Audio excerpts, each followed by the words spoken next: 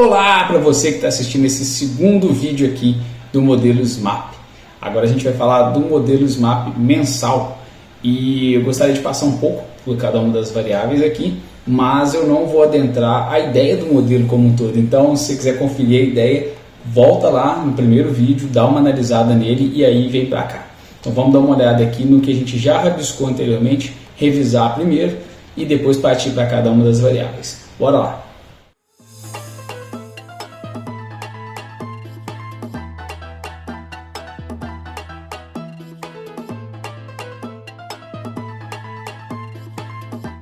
Retomando então de onde a gente tinha parado no vídeo inicial, a gente tem aqui 4 funções que fazem a transformação da água dentro do solo no modelo mensal. Delas a gente tem aqui a primeira função, que é o escoamento superficial, a transformação da precipitação em escoamento superficial. A segunda função, que seria a saída da água do solo por evapotranspiração. A recarga do solo de baixo pelo solo de cima, ou seja, a recarga de um solo mais profundo uma camada superior do solo, além de a recarga do córrego, ou seja, a água que sai desse reservatório do subsolo e vai até o córrego. Então a gente tem aqui 4 funções de transferência, elas estão todas aqui na lateral e elas são utilizadas para descrever toda a transformação de água no solo. Além delas, a gente tem também mais uma variável muito importante, que é o teor de umidade do solo, e justamente por ela que eu vou começar a explicação mais detalhada. Então vamos lá. A variável teor de umidade do solo, ela basicamente dá o nome ao modelo. A contagem do teor de umidade do solo é o mais importante no modelo SMAP. E ela começa pelo seguinte, ela é a relação entre a quantidade de água que eu tenho no solo, ou seja, o nível daquele reservatório que eu tenho ali, e a capacidade máxima desse reservatório. Então a gente tem aqui no horizonte 1 aquela quantidade de água ilustrada ali em azul, e a gente tem uma capacidade máxima, que aí aqui no modelo trouxe como S, né, no modelo de reservatório aqui do lado do tanque, seria a profundidade total desse tanque. E ali no nosso horizonte 1 seria o horizonte como um todo. Então, a teor de umidade do solo é basicamente a quantidade de água que eu tenho no solo em relação à quantidade máxima que eu posso ter. Essa variável ela tem um limite inferior de 400 milímetros e superior de 500 milímetros. Não quer dizer que a gente vai se restringir apenas a esses valores aqui. É possível que na calibragem a gente tenha um valor um pouco maior ou um pouco menor, mas é sempre bom ter um guia, é sempre bom a gente ter uma noção ali de até onde a gente pode puxar o modelo para cima ou para baixo, porque essa é uma variável que a gente vai calibrar, então eu não vou buscar numa tabela qual é o valor correto, exato e colocar lá, eu vou variar essa incógnita até que eu chegue numa otimização dela que vai dar o valor de vazão de acordo com o que foi medido. Então agora passando pelas funções de transferência, a primeira função de transferência, como já conversado, é a geração de escoamento superficial. Vamos detalhar ela aqui agora. A geração de escoamento superficial é basicamente a quantidade de chuva que não vai infiltrar. Durante o acontecimento da chuva, parte dela já vai escoar superficialmente pela bacia e vai direto para o córrego. Então essa quantidade toda aqui ela é o escoamento superficial. E ela é dada por esse coeficiente aqui, que é composto por 2 variáveis. A primeira delas é o próprio teor de umidade do solo, e ele vai estar elevado a uma constante, que é o parâmetro de escoamento superficial. E isso aqui tudo forma o que a gente pode chamar de coeficiente de runoff. Ou seja, se isso aqui tudo for 50%, quer dizer que 50% da chuva vai virar vazão diretamente, e os outros 50% vão infiltrar para o horizonte 1 do solo, ou para o reservatório do solo. Aqui a gente tem a quantidade de água no solo, que seria o teor de umidade do solo, né, em relação ao todo. E eu acho muito interessante ele compor o que é o coeficiente de runoff, justamente porque quanto mais água a gente tem no solo, mais difícil fica infiltrar, ou seja, maior é esperado o runoff. Então é bem interessante o modelo SMAP ter essa adaptação ao longo do tempo da geração de escoamento superficial. Eu vou trazer aqui um hidrograma diário, só para a gente ver o escoamento superficial, onde ele estaria na composição desse hidrograma como um todo, né? A vazão total, que seria essa linha preta, ela é composta pelo escoamento de base mais o escoamento superficial. E aí, a grosso modo, só para ilustrar, a gente poderia interpretar dessa maneira aqui, ó. O que está de laranja aqui é o escoamento superficial. Tudo que está abaixo seria o escoamento de base. Então a gente vê que ele é gerado muito rápido e ele desce muito rápido também. Aqui a gente tem um ano de dados nesse exemplo aqui, e claramente se a variação está tão grande igual a gente está vendo, isso aqui não é a variação mensal, que é o que a gente quer trabalhar no modelo. Isso aqui deve ser uma variação submensal. Eu vou chamar de submensal porque eu realmente não sei a base de dados aqui. Mas trazendo aqui agora um modelo real mesmo, dados medidos em campo, inclusive esse aqui é o dado que a gente vai trabalhar no final desse vídeo. Eu tenho dado de campo, de vazão mensal, e a separação de escoamento de base, que eu não vou entrar nas técnicas aqui, mas existem algumas técnicas de separação. Nesse caso aqui a gente teria isso como escoamento superficial. No caso do modelo diário é mais fácil ver no hidrograma, por isso que eu trouxe ele como exemplo primeiro. No modelo mensal fica um pouquinho mais difícil de determinar no olho ali qual é a quantidade de vazão de escoamento de base e de escoamento superficial. Nesse caso aqui, como já está calculado, fica fácil de ver que enquanto tem chuva tem escoamento superficial. Quando não tem, a gente não tem mais. Então a variável ES, ela é uma variável direta, já deriva da precipitação, logo que a precipitação cai na bacia. Então todo aquele coeficiente de runoff já gera o que a gente está vendo de laranja aqui. Esse parâmetro de escoamento superficial ele varia de 0,1 até 10. E a gente tem a liberdade de variar ele entre esses dois aí, de acordo com o nosso hidrograma, né? Então a gente vai vendo como o hidrograma está se comportando e aumenta ou diminui ele para alterar o escoamento superficial gerado. Voltando aqui para todas as variáveis que a gente está analisando, vou passar agora para a segunda conta, a evapotranspiração real, ou seja, a ETP-R. A evapotranspiração real é a quantidade de água que vai sair do solo em função do efeito da radiação que vem do sol e também do efeito dos ventos. Então a gente tem essas duas variáveis, basicamente variáveis climatológicas aqui incidindo sobre a bacia, sobre as plantas, sobre os solos. E essas variáveis tiram água do solo. Então essa evapotranspiração que acontece, ela é a única variável que tira a água do modelo como um todo. E ela tira bastante água, então ela é bem relevante para a gente tentar entender. Ela depende também do teor de umidade do solo, mais uma vez. Então a gente vê que a gente tem um teor de umidade multiplicado por um outro valor, e é justamente esse valor que eu quero tratar aqui. Esse valor é a evapotranspiração potencial, ou seja, é a quantidade que pode acontecer de evapotranspiração no solo daquela bacia em função das variáveis climatológicas. E para calcular isso, a gente tem vários guias, inclusive um guia da WMO, da Organização Mundial de Meteorologia, que fala como a gente consegue calcular a evaporação e evapotranspiração. Tem algumas atualizações desse trabalho, mas eu vou trazer aqui a conta básica para a gente entender mais ou menos o que está envolvido nesse cálculo. E a gente tem aqui, por exemplo, a quantidade de energia que vem da radiação, a quantidade de energia trocada com o solo, a gente tem a temperatura média do local, a velocidade do vento e a diferença entre a pressão e a pressão de vapor, que são variáveis medidas em estações climatológicas. O ideal é que a gente sempre tenha essas medidas aqui feitas no mesmo intervalo de tempo que a gente está trabalhando no nosso modelo. Porém, isso não é comum, porque a gente precisava de uma estação climatológica funcionando no mesmo local muito próximo de onde a gente está fazendo os estudos. E a gente, raras vezes, vai ter exatamente esse valor. Para o modelo mensal, a gente tem uma solução para isso, que é a utilização das normais climatológicas que o INMET disponibiliza para a gente. Eu acredito que o modelo da evapotranspiração do INMET é um outro, que chama Thorne-White, que é também bem interessante. Ele é um pouco mais antigo, é muito interessante de estudar ele, por sinal. E ele traz para a gente aqui os valores de normal climatológica esperada para um mês em determinada estação. É errado utilizar? É, mas é a solução que a gente tem. Infelizmente, a gente às vezes tem que assumir que a evapotranspiração potencial vai ser a média e a gente consegue assim fazer os cálculos e calibrar o modelo. Seria a mesma coisa de em um local onde eu não tenho chuva, eu assumir que a chuva que ocorreu foi a média. Então dá para ter uma sensibilidade de o quanto que isso pode impactar no modelo. Passando agora para a terceira conta que a gente tem das 4 no modelo mensal, vem a recarga, ou seja, a quantidade de água que sai do reservatório de cima e vem para o reservatório de baixo, que seria essa passagem que a gente tem aqui entre os dois reservatórios. Se a gente analisar aqui a conta como um todo, ela novamente leva em consideração o teor de umidade, mas agora é elevada a uma 4ª potência. No modelo original, no artigo original, não mostra a justificativa de o teor de umidade estar elevado à 4ª potência, mas eu imagino que seja uma análise de sensibilidade.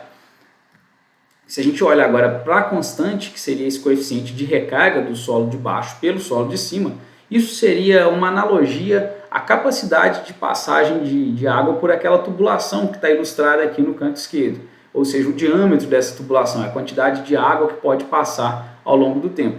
E ela vai depender, obviamente, da quantidade de água que a gente tem acima, como se fosse uma carga hidráulica ali acima. E isso estaria representado tanto pelo reservatório do solo, quanto pelo teor de umidade elevado à quarta. E se a gente pegar valores medidos em campo de permeabilidade do solo, por exemplo, isso não vai dar para a gente uma noção de qual é esse valor, que esse é um valor numérico a ser calibrado em um modelo. Então aqui é interessante a gente analisar análises de percolação, sim, mas elas vão ser pontuais e a gente está falando de valores para uma bacia inteira. Então é sempre interessante consultar isso, mas não levar isso como uma necessidade de calibragem em função de análises de percolação. Esse valor de coeficiente de recarga ele varia de 0 até 70, de acordo com o manual. E aí, novamente, a gente pode ter valores diferentes desses limites aqui, mas é sempre bom estar dentro do limite que o autor recomendou. A quarta e última variável envolvida na geração de vazão do modelo SMAP mensal é o escoamento de base. Ela compõe diretamente a vazão, né, somada com o escoamento superficial, e ela tem uma nuancezinha no cálculo que é a seguinte. A gente observa aqui que ela é a única que é a função do reservatório do subsolo. Então o reservatório do subsolo aparece pela primeira vez nas contas aqui. O reservatório do subsolo ele não tem um limite, ele não tem uma saturação, assim como o reservatório do solo tem. E é calculado, o valor inicial dele é calculado de uma maneira que o manual não deixa claro. Eu gostaria de trazer isso aqui só para deixar o alerta. O reservatório do solo seria essa quantidade em azul ali na linha acima, e ele é calculado com o seu valor inicial, ele varia ao longo da simulação, a cada time step a gente calcula novamente o valor de água dentro do reservatório do subsolo, mas o valor inicial ele é calculado aqui, quando a gente fala qual é o escoamento básico, e aí a conta é feita de maneira contrária, né? Ele transforma esse escoamento de base em milímetros e depois ele calcula com base no kk, que eu vou falar logo em seguida, ele calcula qual é a quantidade de água no reservatório do subsolo.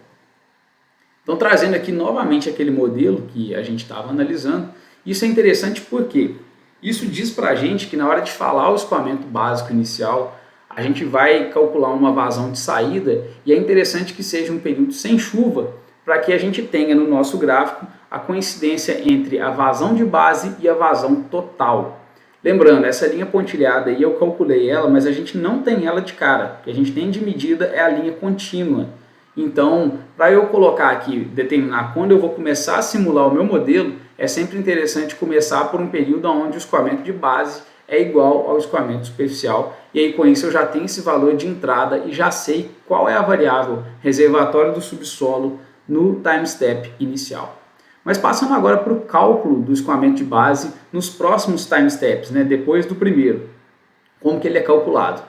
Eu vou destacar aqui que a gente tem um período sem chuvas aqui. Nesse período sem chuvas, o escoamento total fica igual ao escoamento de base, porque não tem escoamento superficial devido à chuva. Nesse período, a gente vai ter um comportamento do solo bem característico, que é uma queda da vazão de maneira exponencial. Isso a gente chama de curva de recessão. Essa curva de recessão, a gente tem ela bem caracterizada se a gente interpretar o solo como um reservatório linear. O que quer dizer isso? A quantidade de água que sai do solo ela é exatamente proporcional ao volume de água que tem no solo. Com isso, se a gente resolver a conta de variação de vazão ao longo do tempo, a gente chega numa exponencial, que seria mais ou menos isso daqui. Para períodos de seca, a vazão vai abaixando conforme uma constante. Então aqui a única variável que a gente tem é essa constante K, que é chamada de constante de recessão. E aí, para que eu estou tratando dela aqui? Aquele valor kk ali em cima, que define o escoamento de base, ele não é essa constante de recessão. Ela é um pouco diferente, mas ela se relaciona da seguinte maneira. Se a gente pegar aqui a relação entre as duas, a gente vê que a constante de recessão ela aparece aqui no cálculo desse coeficiente de recessão. E aí a gente pode aplicar ele no modelo. Por que eu dei essa volta tão grande? Pelo seguinte, essa é uma variável que ela não é recomendada de ser calibrada com a calibragem automática do modelo. e a gente tem condição de calcular matematicamente, com base no nosso hidrograma. Aqui eu tenho uma vazão no início da recessão e eu estou querendo saber quanto tempo leva para que essa vazão caia pela metade. Isso é exatamente o coeficiente de recessão, esse K ou KKT ali. Quanto tempo que vai levar para que a minha vazão de base caia pela metade? Então é fácil de descobrir esse K. Eu vou pegar aqui o início da minha recessão e vou olhar, por exemplo, no próximo mês. E aí eu vejo se esse tempo foi suficiente para cair minha vazão de base pela metade. Se a vazão de base não caiu pela metade, ou se ela caiu mais do que a metade, eu vou interpolar entre esses dois. Se ela não caiu, eu procuro até onde ela caiu e eu tento achar mais ou menos qual é o valor da constante, né, em quanto tempo que essa vazão cai pela metade. E aí com isso eu consigo calcular o KK e já ter um chute inicial para esse KK, para eu poder calibrar o modelo. E eu não vou variar muito esse valor, porque ele eu tenho condição de calcular. Então ele é um valor que vem de cálculo e não de tabela ou de calibragem. Bom, com isso a gente finaliza todas as contas que a gente tem que fazer nas 4 linhas de contas aqui, as 4 funções de transferência, e a gente consegue fazer agora a calibragem do modelo. Eu vou trazer aquele exemplo anterior aqui, com as vazões medidas, né? Eu tinha vazões diárias, eu transformei elas em mensais, e aí eu tenho a precipitação total mensal também medida do local. Nesse caso eu usei normal climatológica para evapotranspiração, que não está nem aqui, mas com isso eu consegui calibrar esse modelo. E aí eu vou até tomar um tempo aqui para a gente analisar isso. Olha que interessante como esse modelo funciona. Ele realmente consegue reproduzir, com base nessas variáveis, toda a dinâmica de uma bacia. Então ele consegue pegar as variações maiores, menores, e ele consegue mostrar para a gente como que a bacia responde. E aí os parâmetros de calibragem nesse caso foram os seguintes. A gente tem aqui a variável saturação do solo no valor de 1.800 mais ou menos milímetros. O parâmetro de escoamento superficial, que é o que compõe o coeficiente de Hannoff, seria 3,5 nesse caso. O coeficiente de recarga do solo seria 17, lembrando, ele varia de 0 até 70. E aqui o coeficiente de recessão seria 1,6 e a constante de recessão que eu calculei era 0,65 e eu usei ela para calcular o coeficiente de recessão. E uma coisa que eu gosto de destacar sempre, todos esses parâmetros que foram obtidos aqui, eles são válidos para a bacia como um todo. Então, a bacia ela vai ter diferentes comportamentos, né, ao longo dela como um todo. Se a gente fizer várias sessões, como aquela que estava sendo apresentada aqui, cada lugar vai ter uma seção diferente, cada lugar vai ter uma profundidade de cada um dos solos diferente. Então, é válido lembrar que eu estou tirando uma média. E essa é uma crítica ao modelo SMAP. Ele é um modelo concentrado. Ele traz todas as informações da bacia para o exutório. Então a gente está olhando para a vazão que está ali naquele xizinho e está tentando interpretar uma bacia como um todo, uma bacia homogênea, entre aspas, que conseguiria gerar essa vazão para mim. Então é interessante ter isso em mente, porque é um ponto a ser criticado no modelo, mas vamos supor o seguinte, vamos separar em mais bacias homogêneas. Eu vou depender de mais dados, eu precisaria medir vazão em outros postos a montante, para poder comparar e fazer uma composição de um modelo todo espacializado, né? Um modelo semi-concentrado, com vários pontos de concentração e não um ponto só para a bacia como um todo. Mas, particularmente, eu gosto muito do modelo e eu acho que ele funciona muito bem. Eu vou trazer aqui um meio de a gente analisar a qualidade do modelo, que é comparando diretamente vazão com vazão, vazão observada com vazão calculada. E aí, o quanto mais próximo ficar dessa linha aqui, que é y igual a x, melhor é o modelo. E aqui dá para ver que ele ficou bom. Eu utilizo geralmente esse gráfico no meio da modelagem para saber o quão próximo eu estou ali dessa linha rosa, mas existem outros parâmetros a serem analisados. Esse aqui é só um guia inicial que eu acho bem interessante e os outros parâmetros eles são mais estatísticos e são um pouco mais complicados. Eu não vou adentrar eles, mas eu vou deixar aqui a recomendação desse artigo que passa por todos os modelos e fala quais são as variáveis, quais são os limites desejados para cada um desses parâmetros, se você quiser que o seu modelo esteja bom e esteja defensável frente a revisores, por exemplo.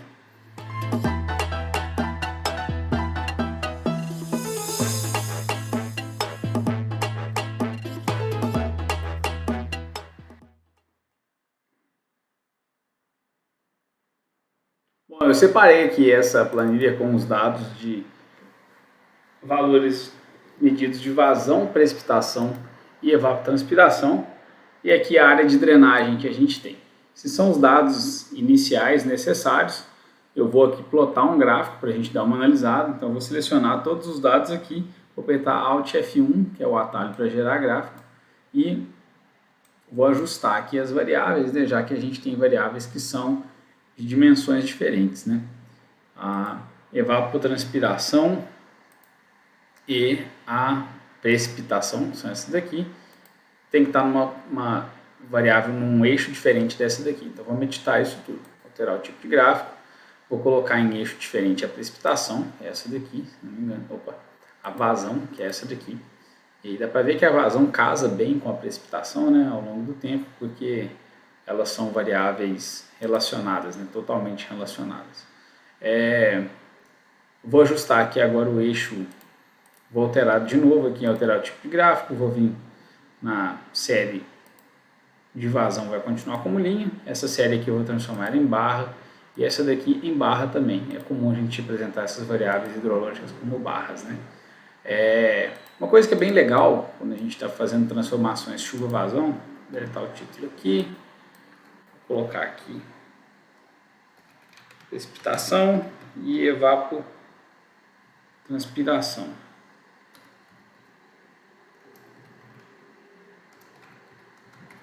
As duas estão em milímetros. Aqui a gente tem vazão. Vou colocar um título aqui também. Vou vir aqui, em título do eixo, eixo vertical secundário. E aí eu vou colocar aqui vazão. Normal é a vazão ficar na esquerda, mas aqui vai dar um probleminha se a gente tentar fazer isso. Eu vou fazer dessa forma aqui. Vou colocar aqui a linha preta. Ok. Não vou arrumar muita coisa mais aqui não. Só colocar a representação que é comum para modelos de chuva-vazão, que é colocar isso aqui em ordem contrária. Então a chuva fica em cima, a vazão fica embaixo. Aí com isso a gente tem que ajustar o eixo aqui, né? O eixo da precipitação está indo até 700 e ele vai ter que ir até 1400, por exemplo. Acho que aí já facilita, ela fica lá em cima. Da mesma forma, o eixo da vazão está indo até 900, eu vou dobrar ele também, 1.8 aqui. E aí agora a gente consegue ver dessa forma.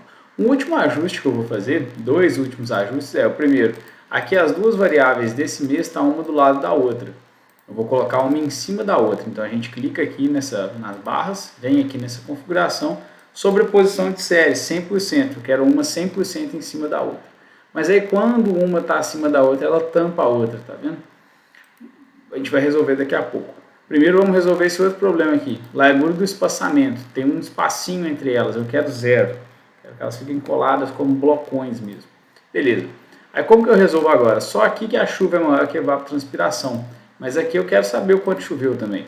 Eu vou vir aqui na latinha de tinta, selecionando aqui qualquer variável que eu quero, e aqui ele está no automático, eu vou querer ele sem linha, ou seja, sem borda na lateral, e o preenchimento dela eu vou colocar preenchimento sólido.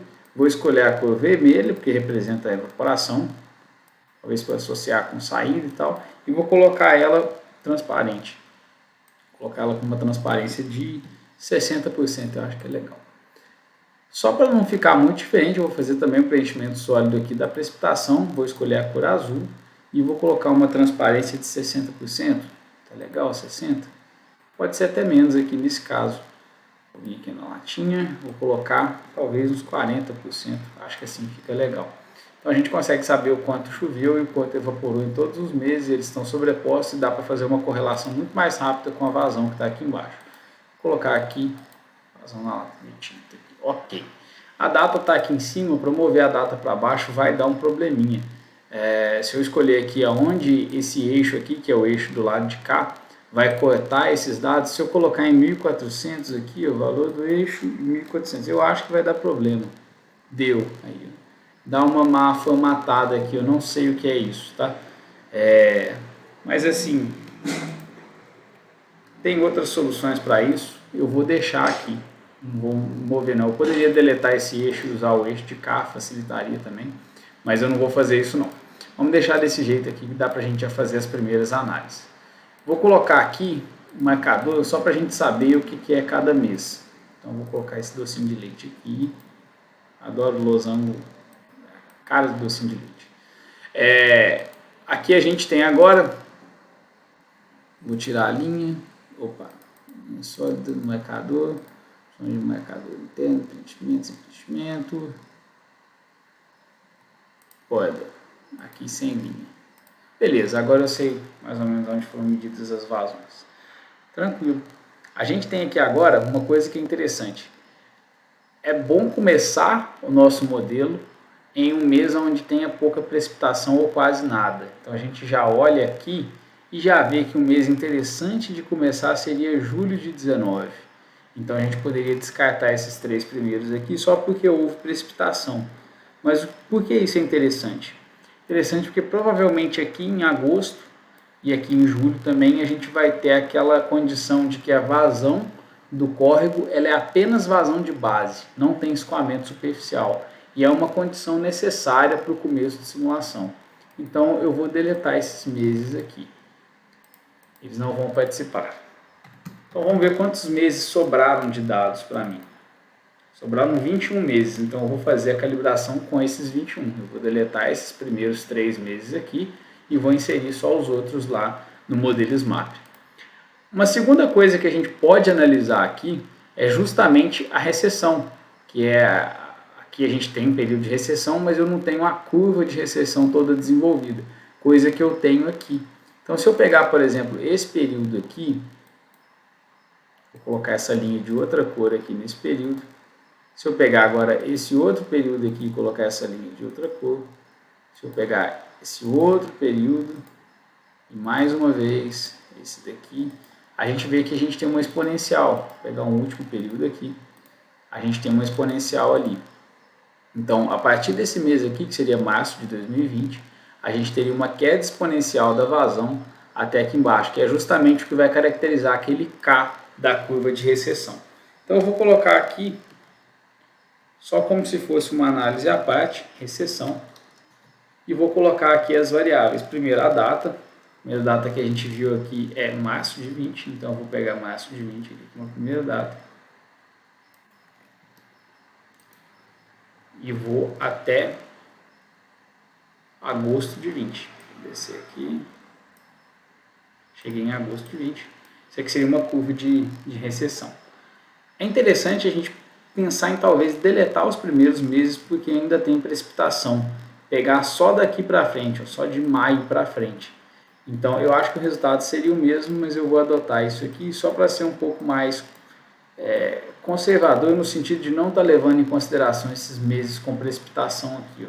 Pegar só alguns meses onde a gente tem quase nada de precipitação ou um começo de precipitação, ou seja, que o solo está descarregando a água dele toda no córrego.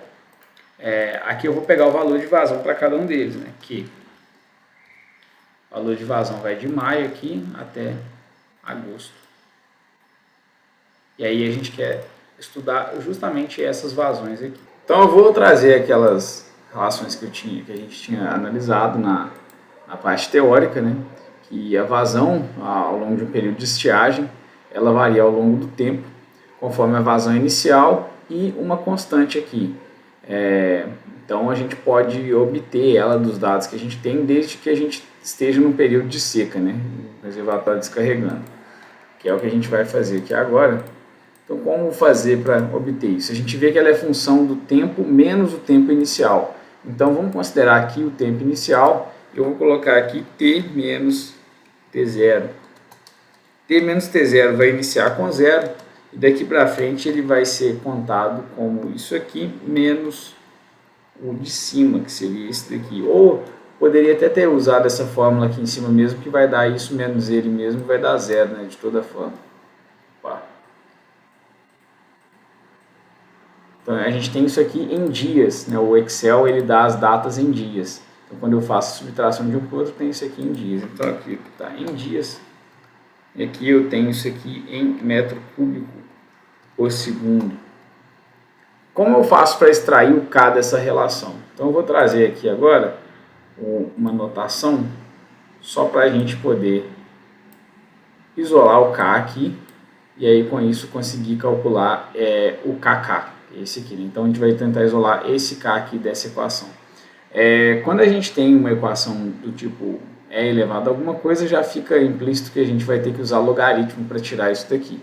Mas é bem simples, né? Então, se eu aplicar ln dos dois lados aqui, ln de Q ao longo do tempo, já vou até fazer o seguinte, eu vou trazer o Q0 para cá. Q ao longo do tempo, dividido por Q0,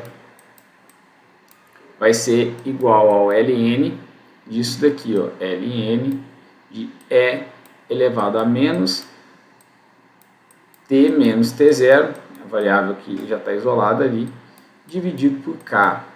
A questão aqui é a seguinte, a definição de logaritmo é justamente que o número que está aqui na base elevado ao resultado tem que dar o número que está aqui. Tipo assim, ln de B é igual a C. Quer dizer aqui que a gente tem um log, né, de E aqui. B é, por definição, então, igual a E elevado a C. Nesse caso aqui, eu tenho um E aqui e já tem essa expressão aqui em cima, que seria o meu C. Então, o ln de E elevado a alguma coisa é a própria coisa. Vai ficar assim, ó. Se a gente fizer, só prestar atenção nisso daqui, que a gente consegue ver que vai ficar da seguinte maneira. ln de Q sobre Q0 vai ser igual a menos T menos T0 dividido por K. Isso aqui dá para a gente uma relação onde eu tenho basicamente uma variável só. Eu tenho aqui por exemplo, isso aqui é y, é igual a 1 sobre K. O K é a constante que a gente quer achar, então eu posso extrair 1 sobre K para o lado de cá, ou talvez até o menos 1 sobre K. E aí aqui a gente tem a outra variável que seria x, que é t menos t0. Se a gente olhar aqui, eu tenho então a variável que é a y, eu tenho a variável que é a x. Aliás, essa não é y, né? Essa daqui eu tenho que transformar ela em y. E aqui eu tenho a variável que seria a variável x, que é essa daqui. Vamos fazer primeiro o ajuste aqui do log. Então eu vou trazer isso para cá e vou tirar o ln de Q dividido pelo Q0. Então vai ser isso aqui igual a ln disso dividido pelo Q0, que é esse próprio número aqui. Vamos começar com 0 e vai diminuindo conforme desce aqui. Aqui é t menos t0, mas eu preciso do negativo disso para achar 1 sobre k. Posso ou não ajustar esse negativo que está aqui, mas depois eu só inverto para obter o k. Então aqui agora a gente precisa fazer um gráfico que relacione essas duas variáveis. Eu vou dar um Alt F1 aqui. Vou pegar esses dados aqui que são os de... Esse aqui são os de t está no eixo x. É só porque aqui ele criou os dois gráficos e eu queria que ele criasse um só.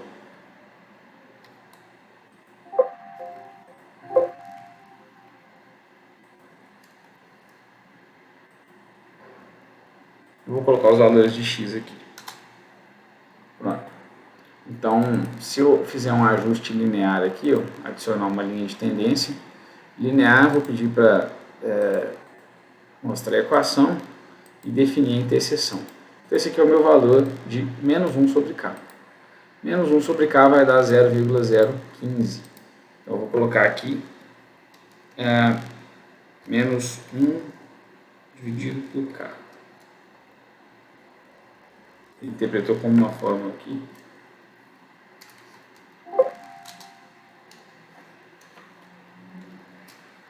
Menos 1 sobre k é igual a 0,058.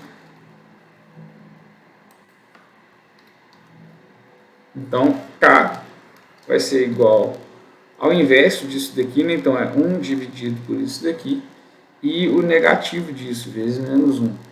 Então, deu mais ou menos 63 dias o meu k. Então, leva mais ou menos 63 dias, em média, para a vazão cair pela metade. Vamos ver se isso está de acordo com o que a gente está vendo. A gente vê aqui uma vazão aproximadamente de 550 e em 2 meses tem que estar próximo de 250. Está próximo o valor, olha só como que cai. Vamos ver se daqui para o próximo cai também. Eu estou vendo 288 aqui e nos 2 meses depois 96. Está um pouco mais baixo aqui, então aqui já vê que tem uma certa incoerência que deve ser refletida aqui no gráfico. O ideal seria fazer isso com várias vazões, em vários anos, com várias recessões diferentes, para ter um K bem conciso. Mas aqui a gente consegue, no mínimo dessa estimada no K aqui, e a gente sabe que não pode fugir muito disso. Eu vou abrir agora o manual do SMAP e vamos ver quais valores de referência a gente tem lá.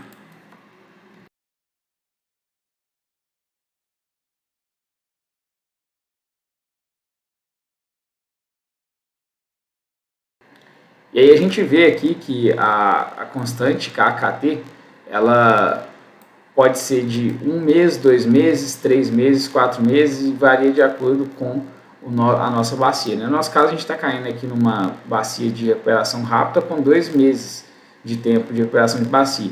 E aí o nosso KKT, que a gente vai calcular agora, vai dar próximo disso daqui. Ó. Vamos lá calcular ele agora.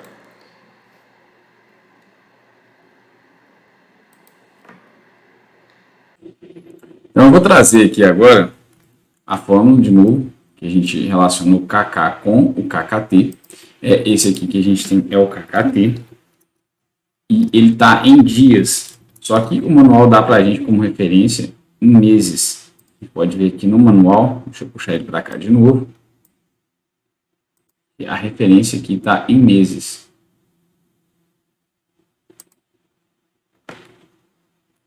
Então, aqui é 1 mês, 2 meses, e o cálculo do KK ele é feito com base no KKT em meses. Então, vamos voltar lá. Vou passar isso aqui para meses primeiro. KKT, ele vai ser igual a isso daqui, dividido por 30,45. Seria 2 meses aproximadamente. O cálculo do KK, então, seria o seguinte. Ele vai ser igual a 0,5 V elevado a KKT e o próprio KKT também elevado a menos 1, já que é o inverso do KK. A gente tem um valor de 0,71 para o KK, ele é adimensional. Então, vamos dar uma olhada aqui. 0,70 seria 2 meses, é o que está referenciado aqui no manual mesmo. Então, a gente pode agora ir para abrir o software e colocar isso aqui como entrada, não ficar tão preso a esse valor, mas também não ficar, não desviar muito dele, né? Já que ele é um parâmetro que é calculado e o próprio manual fala para a gente que é um parâmetro que ele é um pouco ruim de se calibrar, ele se perde um pouco. Então, vamos lá.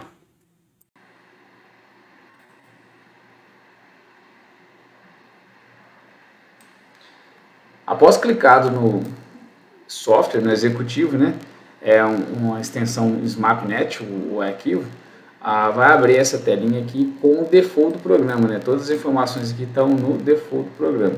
E a gente vai começar a inserir os dados aqui agora, então vamos ficar familiarizado aqui, na inserção de dados é nessa região, aqui são os valores iniciais e constantes, né, aqui fala só valores iniciais, mas tem algumas constantes aqui também. E aqui são os parâmetros de calibragem. Aqui é a função de calibragem que a gente vai utilizar. E aqui são as respostas, né? São os resultados. Então, assim que eu ponho os dados aqui, ele já me mostra quais são os dados que eu estou inserindo, né? De vazão observada e chuva. A primeira coisa é certificar de que está no intervalo mensal, que é o intervalo que a gente quer.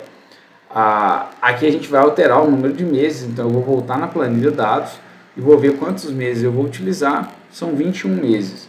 Então, eu vou alterar o número de meses e vou colocar aqui 21. E aí eu vou dar OK. Aí ele trava aqui e ele já mudou aqui qual é o meu range de dados aqui dentro, que é basicamente uma listinha. Só que ainda está começando no mês de janeiro de 1990. Eu vou alterar isso aqui agora só para a gente ficar com os dados mais coerentes e poder olhar a data corretamente. Então, a gente começa em julho de 19. Eu vou lá e vou colocar data inicial, vai ser 2019, mês de início 6. Na teoria eu não precisava colocar nenhuma das outras duas aqui, porque o meu modelo é mensal. Então vamos lá, evaporação, evapotranspiração, está escrito evaporação aqui, mas é evapotranspiração, precipitação e vazão observada.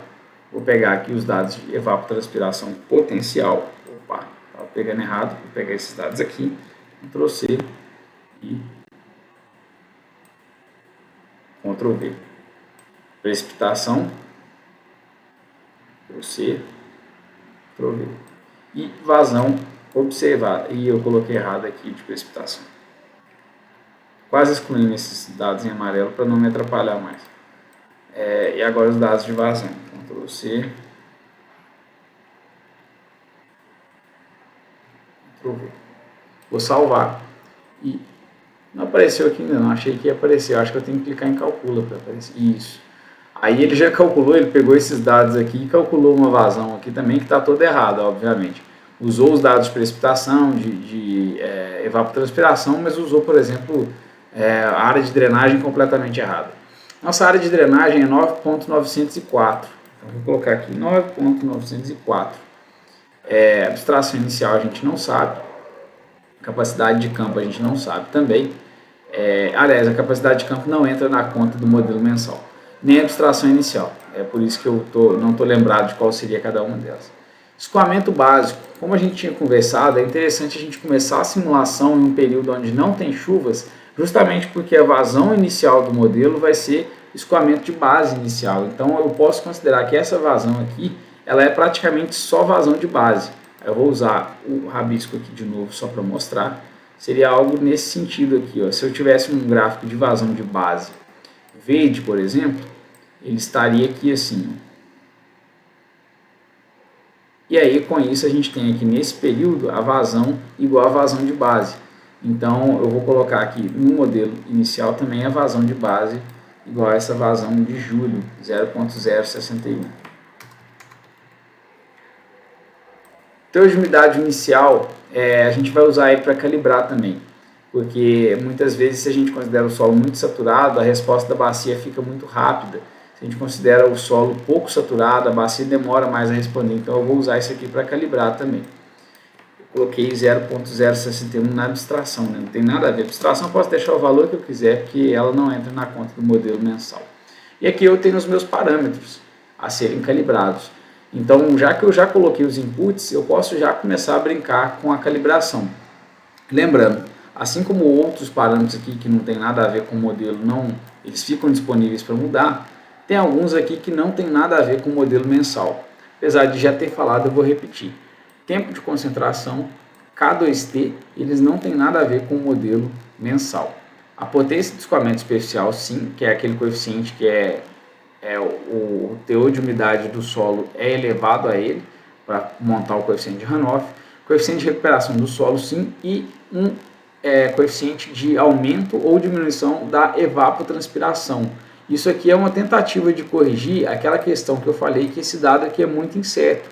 Por exemplo, eu peguei um dado que é normal climatológica da minha região. Eu peguei a estação BH e MET e não peguei uma estação que foi medida no local de onde eu tinha a minha medição de vazão e de chuva. Então isso aqui é uma maneira de tentar ajustar isso. Eu vou fingir que essa estação aqui estava locada no mesmo lugar que eu e não vou pedir para calibrar esse coeficiente. KKT, a gente calculou, nosso KKT, o valor de KK que a gente chegou foi de 0.71, então já vou colocar aqui em 0.71 e não vou mexer nesse valor mais, 0.71, eu nem vou pedir para ele calibrar não. Uma coisa inusitada aqui é que o SMAP está indicando que é para a gente inserir o KKT, que aí seria 2, né, em relação a meses.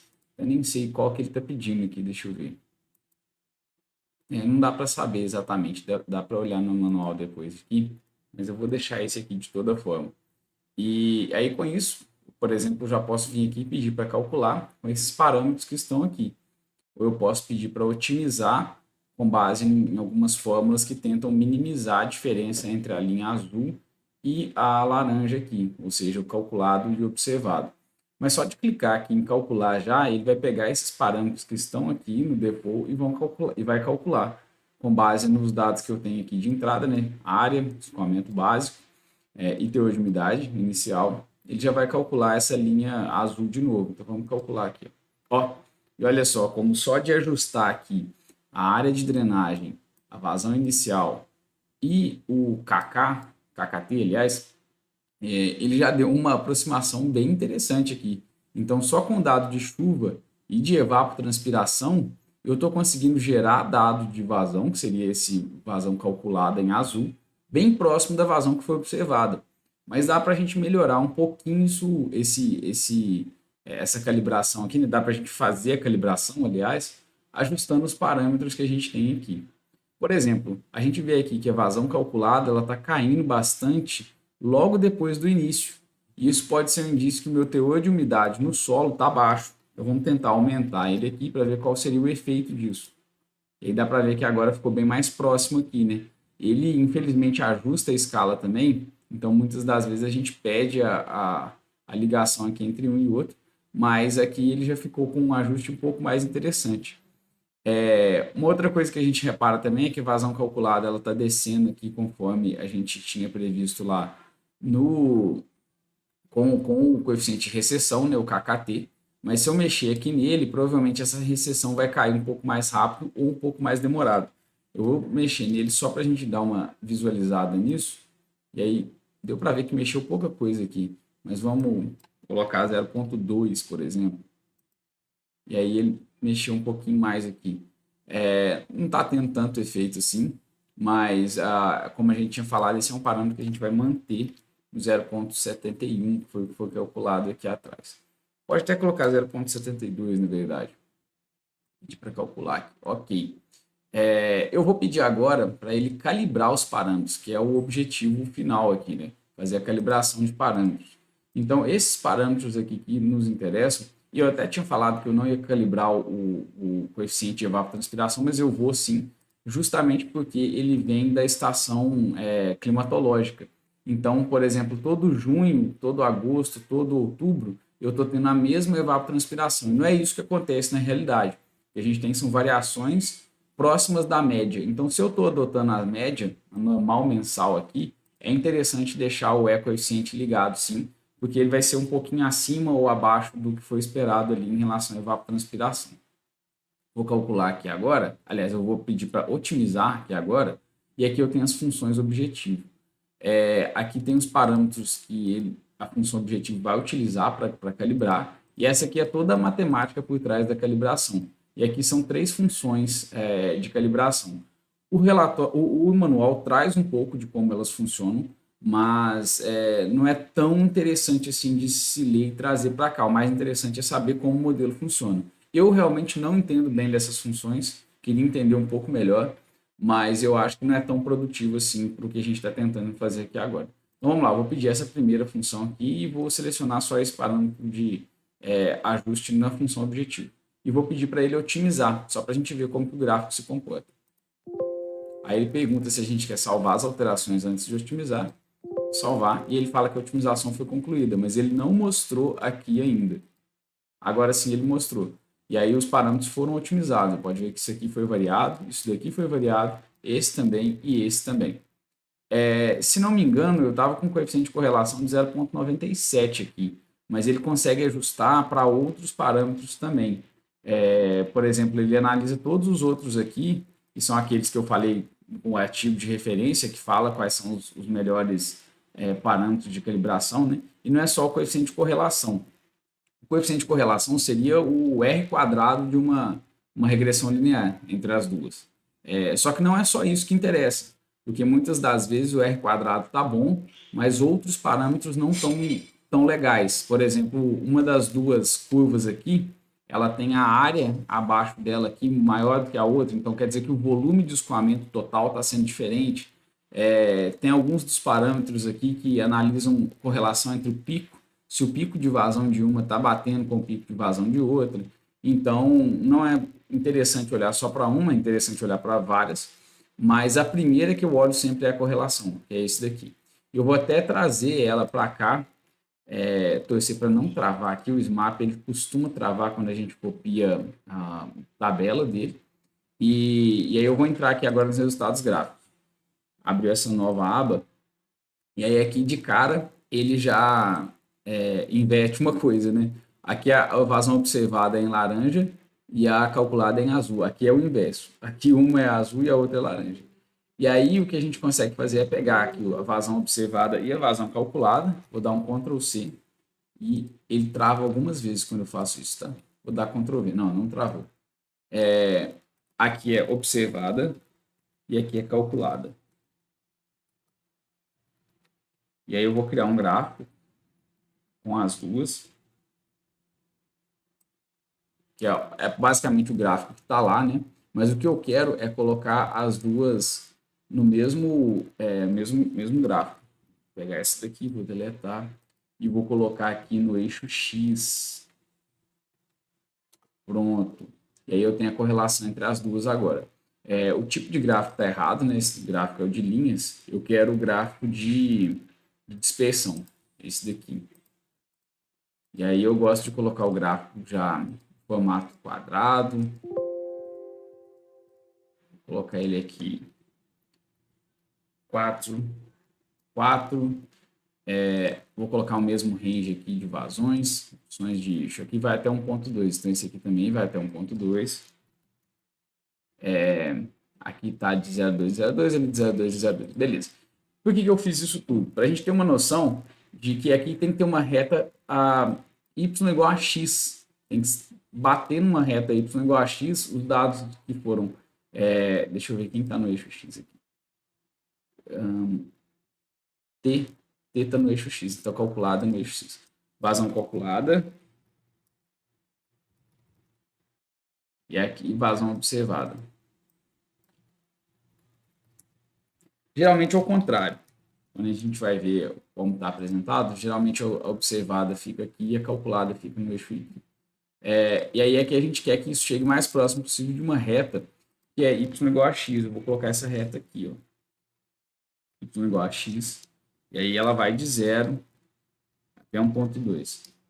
E aí eu posso até pegar esse aqui, Ctrl C, Ctrl V, criei uma outra função igualzinha, né? E aí isso aqui vai ser o meu, opa. E aí isso aqui vai ser o meu x.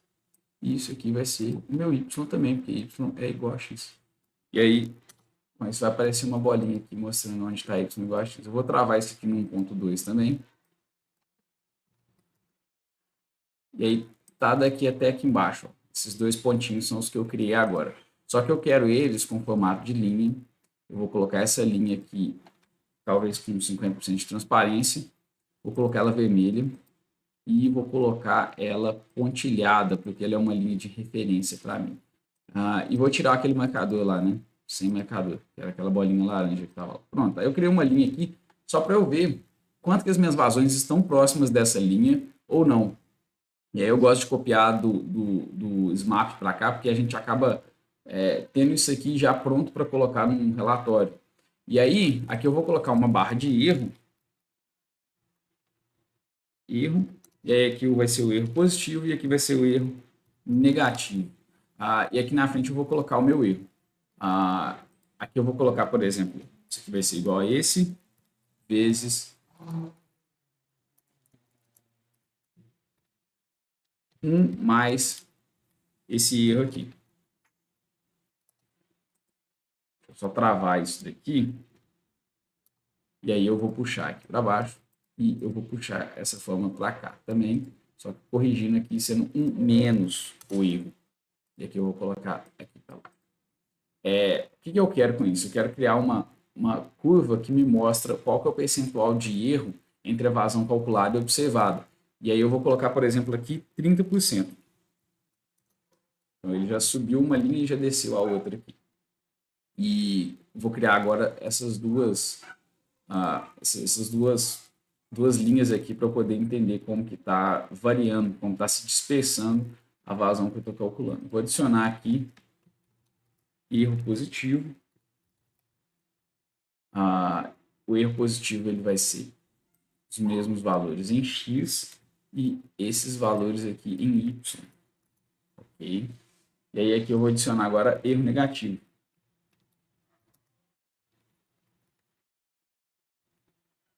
vai ter esses mesmos valores em x e esses valores aqui em y. Ok. Aqui eu tenho um erro negativo e cadê o erro positivo?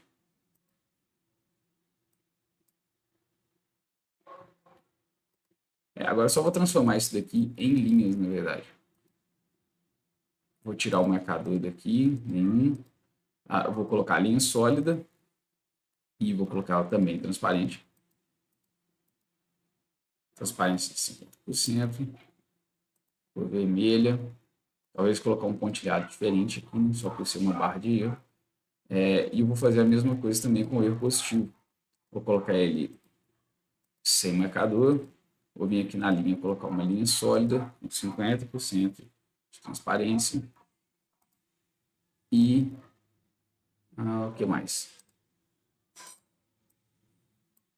Vou até colocar essa daqui contínua, já que ela é transparente, não vai ter problema. Pronto. Então, a gente está buscando essa linha de cá. Era para ter ficado tão diferente assim, não sei o que está acontecendo. Vezes 1 menos 1.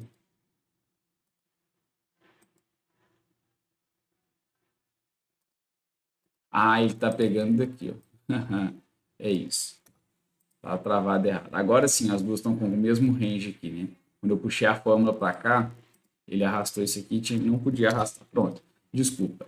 Aí então aqui eu tenho um erro de 30%. Dá para ver que a maioria delas está dentro desse range de 30%. Essa daqui deu uma vazada, aqui, deu uma escapada. Se a gente pegar até as vazões mais altas, pode até pensar em um 15% talvez, 15%, não, aí também não. Uns 20 que abrange várias das vazões, até essas aqui de baixo.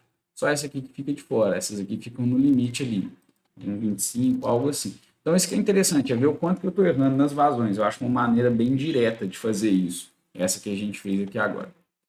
Vou voltar aqui para o gráfico, né?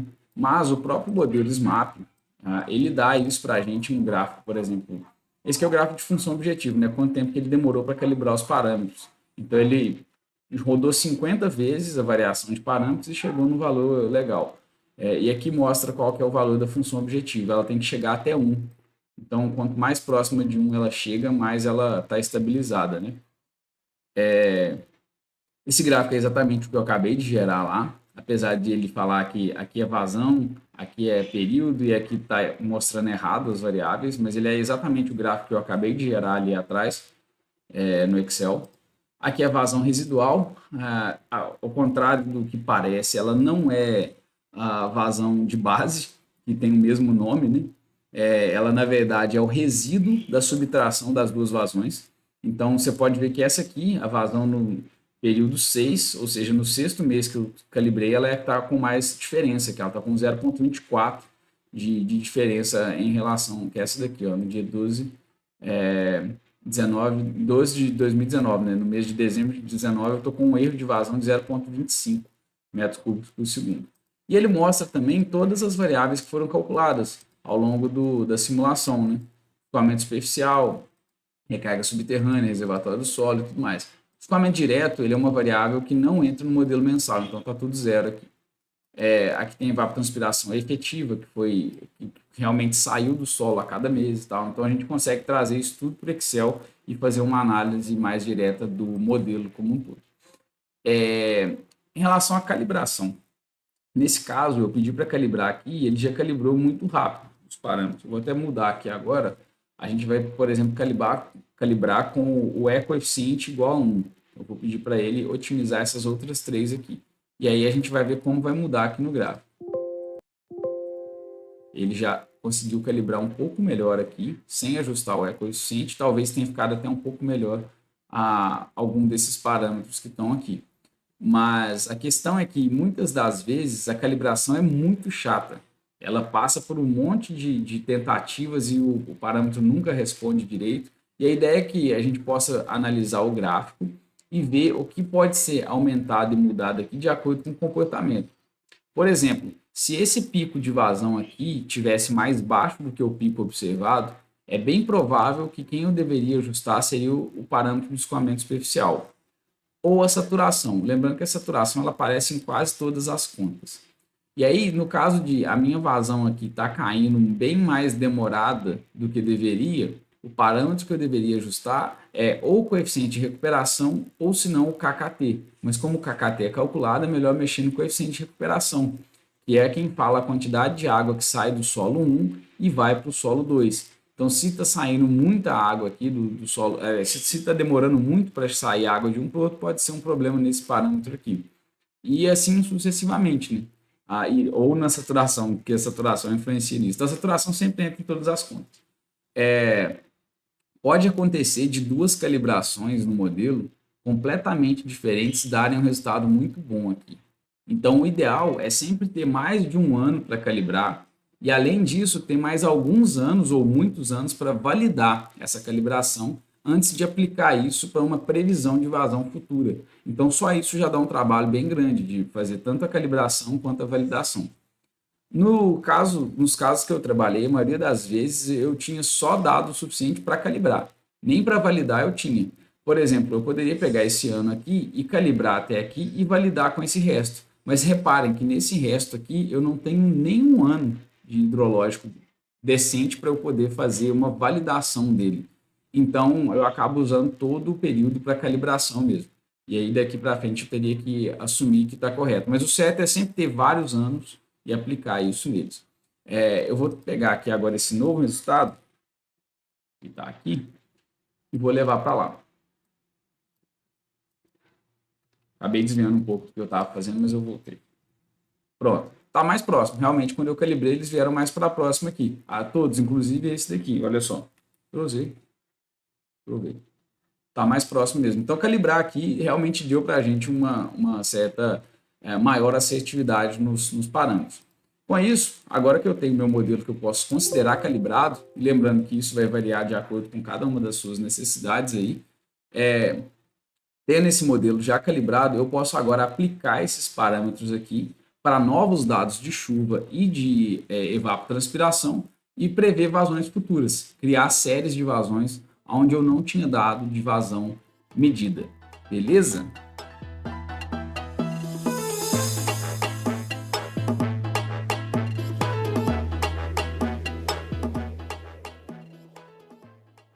Bom, eu tentei trazer aqui nesse vídeo um pouco de como é feita a calibração do modelo SMAP mensal. E eu tentei mostrar como que as variáveis são sensíveis ao que a gente ao que a gente muda nelas ali no momento da calibração e como que a calibração funciona. Bem, eu tenho que dizer o seguinte, o exemplo que eu fiz foi com poucos dados, foi 1 ano e meio de dados, se não me engano, 19 meses, e geralmente o ideal é ter mais dados do que isso, mas pode acontecer de não ter esses dados, então a gente não vai ter certeza se os parâmetros estão ou não bem calibrados, mas no mínimo deu para ter uma noção de como trabalhar com esses dados aí, como a gente consegue fazer o modelo mensal funcionar. E ele funcionou muito bem, mas eu tenho que fazer essa ressalva para o seguinte, a gente nem sempre vai ter um modelo muito bem calibrado. Às vezes, algum parâmetro ali que a gente não consegue de jeito nenhum fazer com que ele funcione e a vazão escapa um pouco. E aí podem acontecer várias coisas. Por exemplo, uma vez eu trabalhei com um modelo e eu não conseguia calibrar as máximas de maneira nenhuma, mas as vazões mínimas de recessão, elas calibravam muito bem, com cerca de 0,99 de coeficiente de correlação. Mas as máximas não. Quando a gente analisava as máximas, não calibrava de maneira nenhuma. E aí o problema disso era que a medição de vazão era feita com um instrumento que ele tinha um certo limite. E aí acima desse limite o instrumento era galgado. Por exemplo, se não me engano, era um vertedor triangular. E aí quando a vazão era cheia, muito alta, ela passava por cima desse limite do vertedor triangular. Então, com isso, eu nunca ia conseguir calibrar as máximas, porque as minhas máximas medidas, ou seja, observadas, elas estavam erradas. Então, é interessante ter essa percepção do que pode acontecer e o que te interessa calibrar para poder fazer a calibragem bem feita. Os próximos modelos que a gente vai analisar, que são o diário e o horário, eles são bem mais sensíveis. E o diário, para mim, é o mais interessante de trabalhar a série histórica como um todo. A gente vai ver que a calibragem dele vai ficar um pouquinho mais complicada, mas ele é bem interessante também. Então vamos ver isso no próximo vídeo. Muito obrigado por ter visto até aqui. Espero que vocês estejam entendendo tudo que eu estou tentando transmitir aqui.